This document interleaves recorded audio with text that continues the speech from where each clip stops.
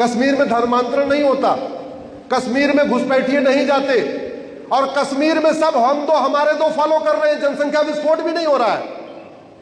क्यों? क्योंकि कश्मीर वाला टारगेट पूरा हो गया। इसलिए कश्मीर में न लव जिहाद है, न लैंड जिहाद है, न धर्मांतरण है, न घुसपैठ है, न जनसंख्या विस्फोट है। किसी कश्मीरी से पता कर लेना, 2-2, 3-3 बच्चे हैं, ज्यादा नहीं है, और 10 बच्चे, 12 बच्चे, 14 बच्चे नहीं है। क्यों? जोर से बोलिए क्यों? क्योंकि टारगेट पूरा हो। ये जितनी समस्या चल रही है वो 800 जिलों में से 600 जिलों में चल रही है, क्योंकि 600 जिलों के अभी डेमोग्राफी ठीक ठाक चल रही है। तो जब तक, अच्छा, छांगुर जलालुद्दीन 2 से 3 लाख रुपए बच्चा पैदा करने पे देता है।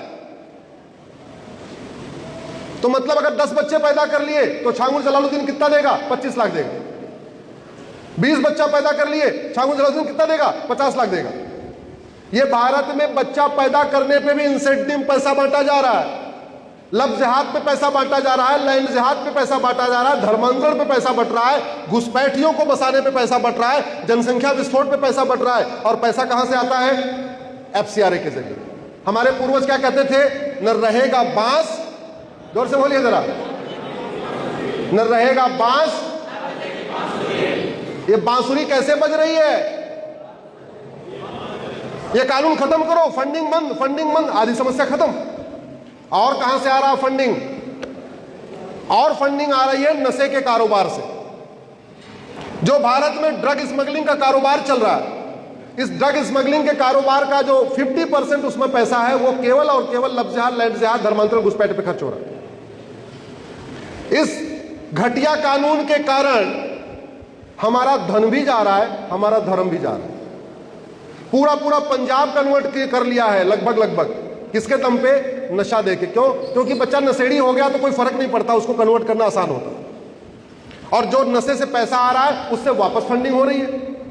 कोई काम फ्री में नहीं होता, हर काम पैसे में होता है। और धर्मांतरण कराता कौन है? धर्मांतरण हमारे अपने कराते हैं। क्यों? क्योंकि धर्मांतरण सबसे फायदेमंद धंधा बन गया। दलित परिवार में एक गांव में पूरा 100 घर दलित है, उसमें से एक लड़के को छांट लिया, बोले काम करो, तुम इस गांव में कन्वर्ट करना शुरू करो, तुम्हें पर डे, पर परिवार 2 लाख रुपए दूंगा, 3 लाख रुपए दूंगा। चूंकि वो उसी गांव का है, दलितों के बीच में रहता है, आदिवासियों के बीच में रहता है, अब उसको बाकायदा फिक्स हो गया। अब वो ड्राइवर का काम करता, महीने में कितना कमाता? 20,000 रुपए।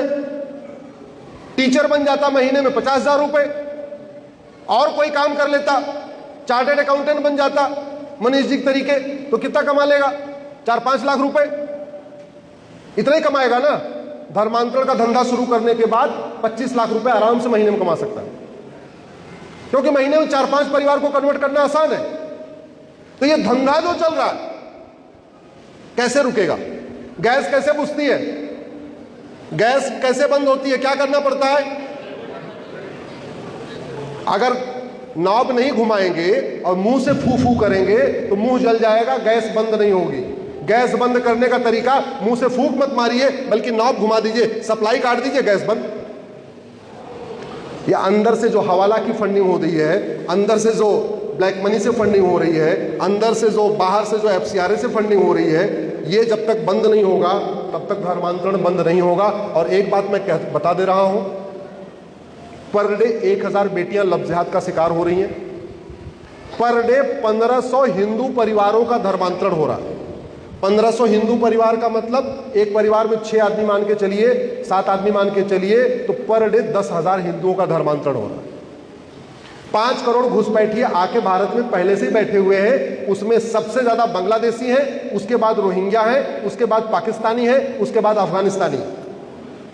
ये मेरे आंकड़े हैं, सुप्रीम कोर्ट मैंने दिए हुए हैं। 5 करोड़ आके भारत में बैठे हुए। अभी आपने देखा होगा ना, बिहार में एसआईआर हुआ, 65 लाख वोट कम हुए हैं। कितने? जोर से बोलिए जरा। एक राज्य में कितनी वोट कम हुई? इसलिए मैंने एक पीआईएल फाइल किया। केवल बिहार में एसआईआर नहीं होनी चाहिए, पूरे देश में एसआईआर होनी चाहिए, रेगुलर टाइम पे होनी चाहिए। और आपको बताते हुए खुशी हो रही है, माननीय सुप्रीम कोर्ट ने सारे राज्य सरकारों को नोटिस जारी किया, इलेक्शन कमीशन को नोटिस जारी किया, और इलेक्शन कमीशन ने कह दिया है, हाँ बिहार वाला कर ले रहा हूं, उसके बाद पूरे राज्य में मैं एसआईआर करूंगा, तो आपके राजस्थान में भी एसआईआर होगा। 90,000 बच्चे रोज पैदा हो रहे हैं। 90,000 90,000 का मतलब होता है साल में 3.25 करोड़। यहाँ पे बहुत सारे सामाजिक कार्य करने वाले लोग भी बैठे हुए हैं। एक बात याद रखना, जनसंख्या विस्फोट के बिना भारत में गरीबी खत्म करना मुश्किल ही नहीं, नामुमकिन है। मैं लिख के दे रहा हूं, ये कड़वा सच है। भारत की जनसंख्या जब 40 करोड़ थी तो भारत में 4 करोड़ गरीब थे। कितने परसेंट हो गए सीए साहब, कितने परसेंट हुए? 10%। आज भारत की जनसंख्या 150 करोड़ है और 83 करोड़ लोगों को राशन पानी देना पड़ रहा है। कितने परसेंट हो गए? 65%। गरीबी बढ़ रही है कि घट रही? जोर से बोलिए जरा। सरकार 5 साल में ज्यादा से ज्यादा 2 करोड़ घर बना पाती है, वो भी वर्तमान सरकार। इसके पहले वाली तो केवल कागज पर घर बनाती थी। मोदी जी 2014 के बाद से लगभग साल में कितना घर बना रहे हैं? 5 साल में कितना? सरकार जब तक 2 करोड़ घर बनाती है, 10 करोड़ बेघर तैयार हो जाते हैं, तो घर पूर्ति हो पाएगी क्या? जोर से बोलिए। सरकार जब तक 2 करोड़ रोजगार जनरेट करती है, 10 करोड़ बेरोजगार बढ़ जाते हैं, बेरोजगारी खत्म होगी क्या? और अगर बेरोजगारी खत्म नहीं होगी तो धर्मांतरण नहीं रुकेगा, क्योंकि वो बाहर से फंडिंग आ रही है, वो बेरोजगारों को पैसा दे दे के उनको कन्वर्ट कर रहे हैं। धर्मांतरण धंधा हो गया। तो धर्मांतरण रोकने के लिए आपको लफ्ज़ जिहाद रोकने के लिए बहुत सारे काम करने पड़ेंगे। फंडिंग बंद करना पड़ेगा, घुसपैठियों को भगाना पड़ेगा, धर्मांतरण को रोकना पड़ेगा, जनसंख्या विस्फोट को रोकना पड़ेगा। कई सारे ऐसे काम करने पड़ेंगे और करना इसलिए जरूरी है कि जो हमारे पूर्वजों ने नहीं सोचा वो हुआ। राजा रणजीत सिंह जी ने कभी सोचा नहीं था पंजाब बटेगा। बटा कि नहीं बटा? जोर से बोलिए। और जो पंजाब पाकिस्तान में गया वहां से हिंदू खत्म हुए कि नहीं? हमारे पूर्वजों ने कभी सोचा नहीं था कि बंगाल बटेगा। बंगाल बटा कि नहीं बटा? East Bengal, West Bengal. West Bengal हमारे पास है, वहां 70% हिंदू है। जो बंगाल बांग्लादेश बन गया वहां हिंदू बचा है क्या? राजा हरि सिंह ने नहीं सोचा था कश्मीर बटेगा, कश्मीर से हिंदू खत्म होंगे। हुए कि नहीं हुए? और यहां बहुत सारे लोग पॉलिटिकल लोग बैठे हैं, तो आप लोगों के लिए कुछ मैं सवाल दे देता हूं, जो आप जाएंगे मिलेंगे तो पूछना। गांधी जी ने देश को आजाद कराया था? अरे भाई कराया था।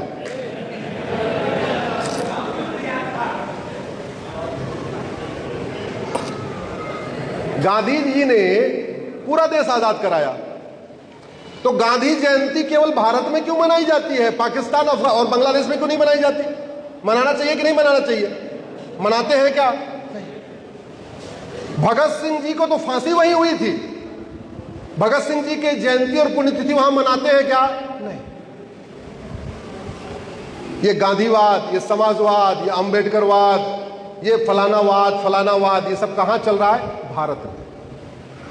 अगर वर्तमान भारत में जाट है तो आपको लग रहा है कि उधर जाट नहीं थे क्या? थे। कहां गए?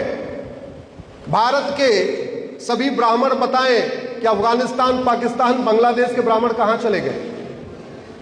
भारत के सभी ठाकुर बताएं कि पाकिस्तान, अफगानिस्तान, बांग्लादेश, मालदीव के सारे ठाकुर कहां चले गए? भारत के सारे दलित नेता बताएं कि पाकिस्तान, अफगानिस्तान, बांग्लादेश के सारे दलित कहां चले गए? भारत के सारे जाट गुजर बताएं कि पाकिस्तान वाले जाट गुजर कहां चले गए?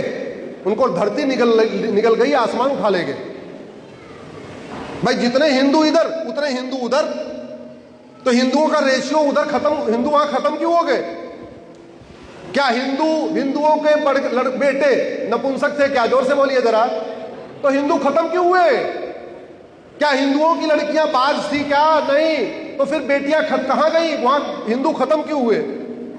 जब तक इन विषयों पे आप लोग सार्वजनिक रूप से लिखेंगे नहीं, बोलेंगे नहीं, सोचेंगे नहीं और खुल के नहीं बोलेंगे। जैसे गुरुदेव सत्यवादी, अस्पष्टवादी, सच बोलते हैं, मुखर होके बोलते, प्रखर होके बोलते। तो अपने गुरुदेव से सीखिए, जो बोलना है तो सच बोलना है। और अंत में फिर वही बात, भगवान कृष्ण ने कहा अर्जुन दुविधा मत करो, तुम्हारा काम है धर्म की रक्षा करना, और जो धर्म के साथ नहीं है वो क्या है? अधर्मी। तो अब ये कहना पड़ेगा जो जो धर्म के साथ नहीं है वो क्या है? अधर्मी। वो हमारा अपना हो, हमारा कोई जानने वाला हो, हमारे परिवार का हो, लेकिन अगर वो धर्म के साथ नहीं खड़ा है, सनातन धर्म के साथ नहीं खड़ा है, तो वो अधर्मी है। और अधर्मी का इलाज करना ये हमारा कर्म है। एक बात जो मैं बार बार कहता हूं, एक कार्य जो नहीं हो रहा है, जो हमें करने की जरूरत है गुरुदेव। हमारे पास 2 लाख से ज्यादा साधु सन्यासी हैं, 10,000 से ज्यादा कथावाचक हैं, 10,000 से ज्यादा लगभग मठ मंदिर हैं। अगर हम अपने सारे मठ मंदिर को घर वापसी का सेंटर बना दें और वहां एक टारगेट लेके घर वापसी करना शुरू करें, तो बहुत बड़ा सनातन का कार्य हो जाएगा। अभी सब कुछ हो रहा है, गौशाला चल रही है, यज्ञशाला चल रही है, गुरुकुल चल रहा है, बाकी और चीजें हो रही है, कथा पूजा हो रही है, बाकी सारे कार्य हो रहे हैं, लेकिन वो सारे कार्य वो धर्म की जय हो रहा है। अधर्म का नाश करने का 2 ही तरीका होता है, या तो अधर्मी का नाश करो या अधर्मी को धर्म की तरफ लाओ। अल्टीमेटली है तो सारे के सारे, पहले कोई जाट था, कोई गुजर था, कोई ठाकुर था, कोई ब्राह्मण था, कोई केवट था, कोई हरिजन था, सारे यही तो थे। उनको वापस लाना चाहिए कि नहीं? जोर से बोलिए जरा। उससे भारत सुरक्षित होगा कि नहीं होगा? मैं इसलिए कह रहा हूं, हमें खतरा किससे है? अफजल गुरु कौन था? जोर से बोलिए जरा। अफजल गुरु कौन था? आप लोग एक नया शब्द शुरू करिए आज के बाद बोलना, कन्वर्टेड हिंदू। अफजल गुरु कौन था? कन्हैया लाल को किसने मारा? याकूब मेनन कौन था? अभी 26 बहन बेटियों का सिंदूर किसने उजाड़ा? कन्वर्टेड हिंदू। भारत में जितनी समस्याएं हो रही हैं, वो बाबर, हुमायूं, तुगलक, गजनी, गोरी नहीं कर रहे, सारे के सारे कौन कर रहे हैं? आपके पड़ोस में कौन है? सारे के सारे जोर से बोलिए, कौन है?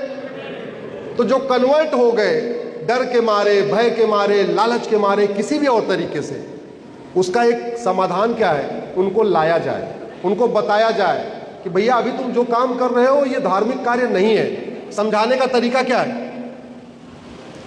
ऊपर वाला सबको एक समान मानता है या असमान मानता है? जोर से बोलिए जरा। अगर ऊपर वाला भेदभाव करता